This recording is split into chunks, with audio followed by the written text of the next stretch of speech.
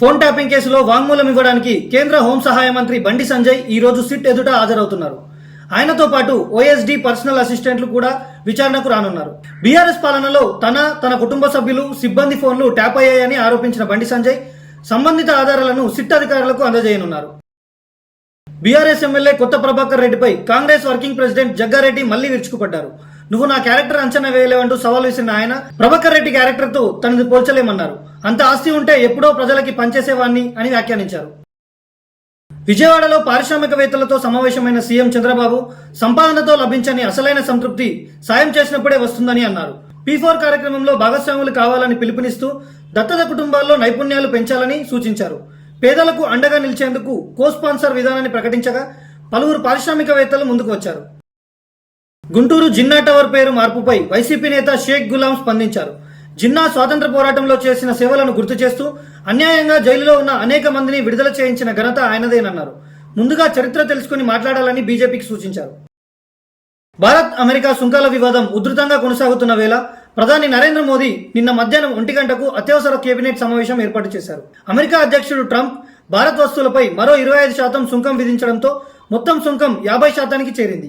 Russia నుంచి చమురు దిగుమతులపై Trump అసహనం వ్యక్తం చేయడం ఈ పెంపుకు కారణమైంది. ఈ సమావేశంలో అమెరికాతో సంబంధాలపై వ్యూహాలు చర్చించనున్నారు. దేశవ్యాప్తంగా వాతావరణం మళ్లీ మారింది. ఆగస్టు 8 నుంచి 12 వరకు వర్షాలు కురిసే అవకాశం ఉందని వాతావరణ శాఖ వెల్లడించింది. ఢిల్లీ, పంజాబ్, హిమాచల్ ప్రదేశ్, జమ్మూ కాశ్మీర్, హర్యానా, ఉత్తరాఖండ్, పశ్చిమ ఉత్తరప్రదేశ్ లో భారీ వర్షాలు పడే అవకాశం ఉందని తెలిపింది.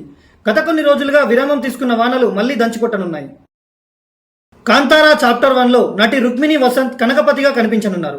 రిషబ్ శెట్టి విడుదల చేసిన పోస్టర్లో ఆమె ఆకుపచ్చ, ఎరుపు చీర, భారీ ఆభరణలతో రాజమహల్లో నిలబడి చిరునవ్వులు చిందించారు.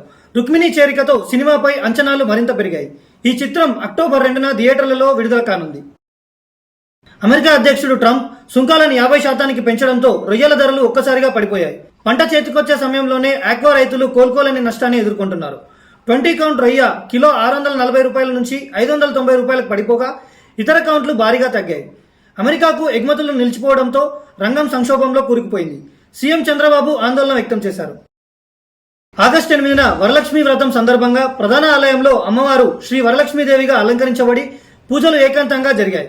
శ్రావణ మాసం 5వ శుక్రవారం ఆగస్టు 22న శ్రీ మల్లికార్జున మహామండపంలో సామూహిక వరలక్ష్మి వ్రతం 2 విడతల్లో జరుగుతుంది.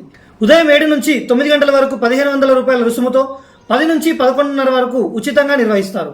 ఆగస్టు 18 నుండి దరఖాస్తులు స్వీకరించబడతాయి.